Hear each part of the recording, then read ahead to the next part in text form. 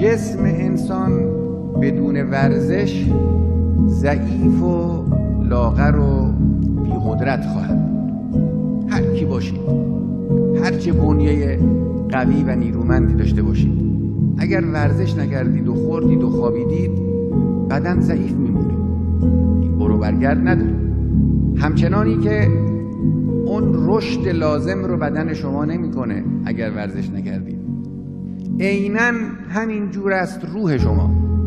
بدون ورزش، بدون تمرین، بدون ریاضت ممکن نیست شما قوی بشید. ای بسا انسان‌هایی با جسم‌های نیرومند، زیبا و با روح‌هایی لاغر، زشت، ناتوان، ضعیف، این به درد نمیخوره. تمام عبادات برای این است که ما ورزش کنیم.